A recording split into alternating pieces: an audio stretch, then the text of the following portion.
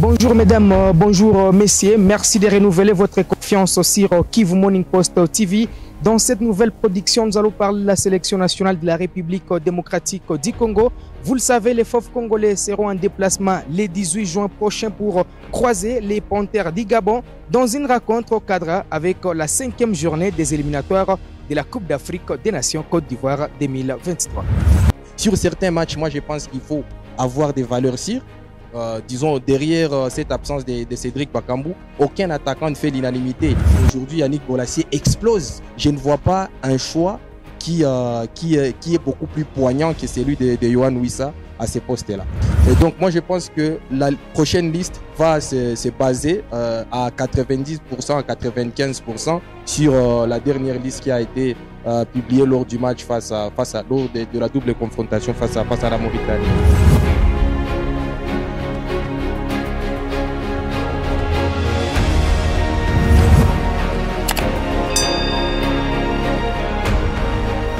Alors, pour parler de la publication de la liste des léopards retenus pour ces matchs face au Gabon, on reçoit un journaliste congolais évoluant dans la partie orientale de la République démocratique du Congo. Gaëta Kombi, bonjour et bonne arrivée. Bonjour, monsieur Ben Mouima. Bonjour aussi à tous les abonnés de Kivu Morning. Alors, on revient sur la sélection nationale de la RDC. Vous le savez déjà, les Gabon a rendu public sa liste des joueurs retenus pour ces matchs. Mais pour les Congolais, il faudra attendre jusqu'au 29 mai prochain. Selon vous, qui sont bien partis pour revenir en équipe nationale après, bien sûr, les derniers regroupements ponctués par une victoire et un match nul? Bon, forcément, à l'heure actuelle, c'est beaucoup plus difficile de savoir les gagnants et les perdants du dernier rassemblement parce qu'on a vu, on a retenu beaucoup de choses positives. Peut-être d'autres joueurs qui ne sont pas, qui n'ont pas été en vue, qui n'ont pas presté pour ces matchs-là, mais il y a encore d'autres matchs qui arrivent parce que quand même, il faut le rappeler, la logique dans laquelle s'est inscrit Sébastien Desabre, c'est une logique de reconstruction. Il a besoin d'un groupe beaucoup plus élargi afin de dénicher finalement les hommes parfaits pour son projet. Et donc, moi, je pense que la prochaine liste va se baser à 90%, à 95% sur la dernière liste qui a été publiée lors du match lors de la double confrontation face à la Mauritanie. Alors, Chancel Mbemba, les capitaines en liste pour les trophées qui récompensent les meilleurs joueurs africains évoluant dans la Ligue 1. Yohan Wissa, décisif ces derniers temps avec son équipe de Brentford. Ikoko, élu meilleur joueur d'ailleurs du club, mais également un des meilleurs du championnat. Peut-on dire que tous les Congolais se portent bien dans leur club après les derniers rassemblements? Oui, justement, à 95%, en tout cas, tous les Congolais qui ont été présents lors du dernier rassemblement se portent bien. Vous êtes revenus sur les cas de Yohan Wissa, les cas de Jordan Ikoko, mais aussi les jeunes comme Balikwisha qui se portent très bien en club. En tout cas, actuellement, moi, je pense que je ne sais pas si c'est la providence pour Sébastien Desabre parce qu'au moins lui, il a tout son groupe à son meilleur niveau. Et donc, mis à part peut-être Chancel Mbemba qui commence à alterner titularisation et remplacement, mais globalement, tous les groupes autour de Sébastien Desabre est en forme.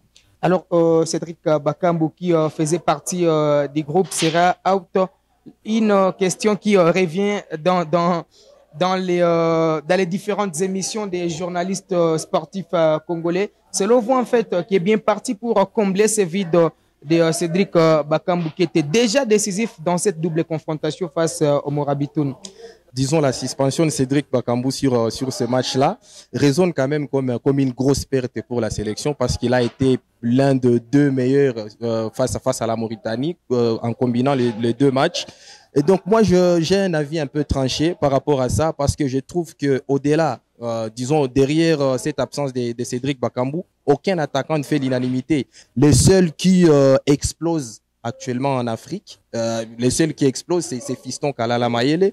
Mais on sait que sur ce genre de match où on a besoin de joueurs sûrs, des joueurs qui dégagent une certaine certitude, c'est beaucoup plus difficile de faire ces grands choix-là. Et donc, moi, je pense, je m'inspire surtout de l'équipe de Brentford dans laquelle évolue Yohan Wissa, ou sur les deux derniers matchs, parce que vous rappellerez que l'attaquant des pointes de Brentford, Ivan Toney, a été suspendu pour 8 mois. Et donc, c'est Yohan Wissa qui a été replacé à ces postes-là d'avant-centre. Et sur les 2 derniers matchs qu'il a pu livrer à ces postes-là, il a marqué quand même des buts et il a montré tout son talent, il a montré toutes ses qualités. Il a fait mieux peut-être que sur la position d'ailier gauche qu'il occupe souvent. Donc moi je pense que c'est aussi une option en plus pour Sébastien Desabre. C'est dire que comme j'ai beaucoup d'ailiers, j'ai Meshak Elia, j'ai Glody Liliepo, j'ai Silas Katompa, autant de joueurs qui peuvent jouer sur les côtés, je peux utiliser à bon escient Yohan Wissa sur le poste d'avant-centre comme le fait l'entraîneur de Brentford. Un choix efficace par rapport à ces choix de Fiston qui est un avant-centre des métiers. Le problème, c'est quoi? Fiston Mayele, par rapport à ces matchs-là, parce que là, il s'agit quand même d'un match capital, c'est celui de la 5e journée face au Gabon. On sait que le Gabon est revenu avec tout son armada, avec Pierre-Emerick Aubameyang qui est revenu. On a aussi les souvenirs glacial quand même de la dernière prestation de Léopard à Libreville. Là encore, si vous vous rappellerez très bien, on a misé sur des jeunes joueurs. Les joueurs qui venaient à peine de briller, des Jackson Mouleka, des jeunes joueurs, et on a vu la raclée qu'on a ramassée là au Gabon. Donc, sur certains matchs, moi, je pense qu'il faut avoir des valeurs sûres, c'est partir de ces vraies valeurs sûres, parce qu'aujourd'hui, c'est pas que je suis en train de minimiser au fait le talent de Fiston Kalala Mayele, mais là, il s'agit quand même d'un Yohan Wissa qui, au-delà d'être quand même un joueur sûr, parce qu'aujourd'hui, si nous essayons de compter 2, 3, 4 joueurs en sélection nationale qui sont des titulaires incontestables et qui forcément seront toujours dans les 11, il y a Yohan Wissa. Mais aujourd'hui, il dégage aussi beaucoup plus de certitudes au poste d'avant-centre, parce que je l'ai observé, que ce soit face à West Ham, que ce soit aussi face à Tottenham dernièrement, ce ne sont pas des matchs, des petits matchs. J'ai vu qu'il avait aussi cette faculté-là, non seulement à s'attirer les défenseurs sur lui, à libérer les espaces pour les autres joueurs, grâce à son intelligence, son génie dans la conservation du ballon, mais aussi c'est quelqu'un qui sait aussi créer de la profondeur à ces postes-là. Donc moi, je pense que c'est un acquis pour Sébastien Desabre. C'est pas que je suis en train d'influencer les choix, mais moi je pense qu'au-delà, à part Cédric Bakambu, bien sûr Fiston Mayele fait mieux, bien sûr il y a aussi Jackson Mouleka qui s'est perd un peu en Turquie. Je ne vois pas un choix qui est beaucoup plus poignant que celui de Yohan Wissa à ces postes-là. Alors la sélection nationale de la RDC intéresserait actuellement les binationaux. Selon vous, est-ce qu'il y a certains binationaux qui peuvent apporter un plus dans cette équipe nationale, ou carrément Sébastien Desabre a déjà un effectif pour titiller les Gabons? Dire qu'il a déjà un effectif pour titiller le Gabon, c'est un peu plus précipité, parce que vous le savez très bien, Sébastien Desabre, c'est quelqu'un qui s'est inscrit dans la logique de la reconstruction. C'est un projet à long terme, parce que disons la finalité du projet, lorsqu'on analysera un peu, lorsqu'on essaiera de mesurer l'efficacité de son projet, c'est en 2026, où il compte participer à la Coupe du Monde. Donc c'est trop tôt de dire qu'il a déjà tous ses hommes, sachant aussi qu'il y a une question très pertinente qui se pose et qui peut-être l'embarrasse aussi, c'est la question du joueur qui doit jouer avec Chancel Mbemba en défense centrale. On a vu que Merveille Bopé, oui bien sûr c'est un bon joueur, mais il n'a pas dégagé toutes les certitudes qu'on attendait. Et donc sur ces postes-là, moi je pense qu'il y a beaucoup d'arguments dans notre vivier des binationaux, parce qu'il y a beaucoup de défenseurs que Sébastien Desabre est en train de draguer. Donc moi je pense qu'il y a un garçon comme Rocky Bouchiri qui explose aujourd'hui en Écosse, qui bien sûr aurait dû rejoindre la sélection depuis bien longtemps, mais qui s'est blessé, peut être aussi un argument à ces postes-là. Il y a des joueurs comme Touanzebe qui sont des défenseurs centraux. Il y a aussi d'autres défenseurs qui toquent à la porte de la sélection. Donc moi je pense qu'il y a encore beaucoup de joueurs à aller chercher pour finalement accomplir ces grands projets. Alors au classement partiel, la RDC est bon dernier avec 4 points. Les Gabon est leader avec 7 points. Peut-on rêver une qualification avec ses positionnements au tableau de pondération? Déjà, il faudra très bien négocier le match du Gabon, parce que, en tout cas, pour moi, c'est sur ces matchs-là que je me donnerai les droits de rêver. On connaît tous l'enfer Franceville. Mais après, moi, je pense que rêver globalement du projet de Sébastien Desabre et tout ce qu'il est en train d'apporter en sélection congolaise, oui, je rêve, je dois rêver, parce qu'il y a tellement de choses positives. Vous venez de parler de beaucoup de binationaux qui toquent à la porte de la sélection. C'est parce qu'ils trouvent finalement qu'il y a du sérieux.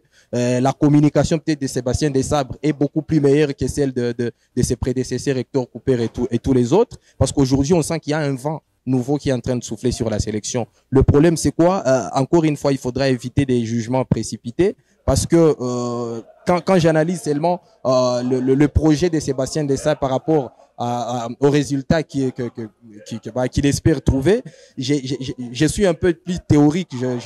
Je me représente un peu comme la théorie de la flèche des Zénon où il montrait carrément que pour qu'une flèche atteigne sa cible, il faut d'abord que cette flèche-là atteigne la moitié du chemin de cette cible-là. Et pour atteindre la moitié du chemin de cette cible-là, il faudra déjà atteindre la moitié de cette moitié-là. Donc, c'est beaucoup plus compliqué pour quelqu'un, surtout un sélectionneur qui vient dans une sélection, pour réaliser ses projets, pendant qu'il y a aussi le question de l'urgence. Parce que là, il y a un projet pour 2026, bien sûr, mais les Congolais veulent voir les résultats tout de suite. Les Congolais veulent être à la prochaine CAN. Les Congolais veulent à tout prix gagner des matchs et refaire leur retard. Donc, il y a cette problématique-là.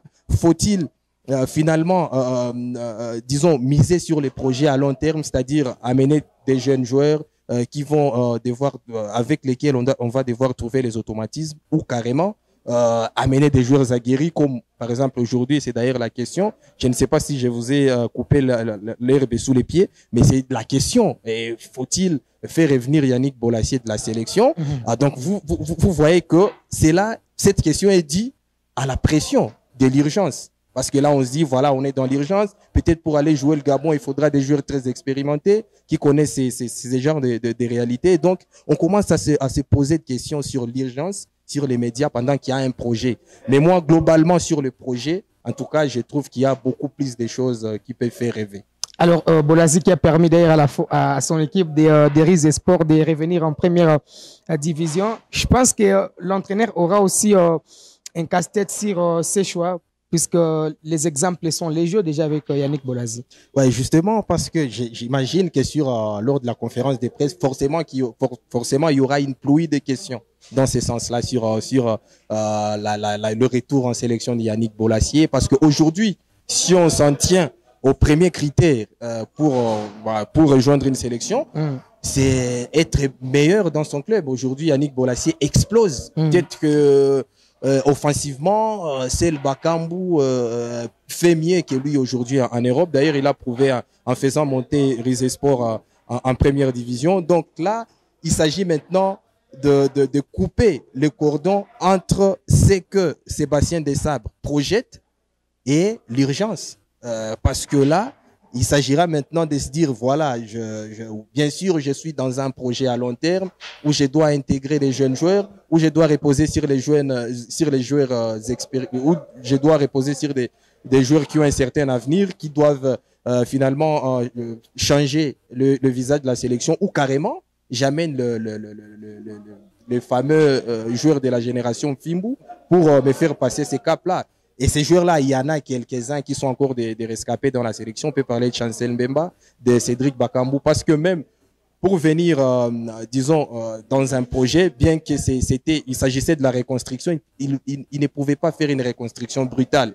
C'est-à-dire dire que voilà, tous les anciens joueurs de la sélection, voilà, ils partent, j'amène les nouveaux. Non, il y aura toujours ces anciens-là qui vont servir de guides, et c'est normal. Et maintenant, la question qui va se poser, faut-il maintenant encore une fois recourir à Yannick Bolasie, dont on confirmait déjà la fin de la cycle. Faut-il le ramener en sélection? Moi, je pense que si on s'en tient aux premiers critères pour sélectionner un joueur, en tout cas Bolasie satisfait à 100%, mais pour l'esprit du groupe, pour la santé du groupe, peut-être que c'est un joueur qui sera toxique dans les vestiaires. Peut-être que c'est un joueur qui n'acceptera de rester sur le banc. Ça peut arriver, il peut créer de l'embrouille dans le groupe. Moi, je pense que Sébastien Desailles, pour la santé du groupe, pour la paix du groupe, il ne peut pas recourir encore une fois à Yannick Bolasie, parce que non seulement il serait en train de se déjuger lui-même par rapport à la logique qu'il porte aujourd'hui en sélection, mais aussi il sera en train de créer une forme d'embrouille inutile dans le groupe. Alors, une dernière question pour finir. L'absence de Joël Kiasumboa Dalebois est un handicap pour les Léopards, quand on sait qu'actuellement, on n'a qu'un seul gardien qui est titulaire indiscutable et qui brille, Il s'agit de Lionel. Au pays, il n'y a pas les championnats. Siadi Bagio, visiblement, aura 10 pains sur la planche pour figurer dans cette liste. Vous venez de le dire, là aussi, il y a un gros handicap parce que autant on disait que Joël Kiasumboa avait déjà pris une grosse place en sélection. C'est quelqu'un, en tout cas moi je le place parmi les expérimentés. Il est toujours rappelé en sélection à cause de son expérience parce que en club il n'est pas du tout irréprochable.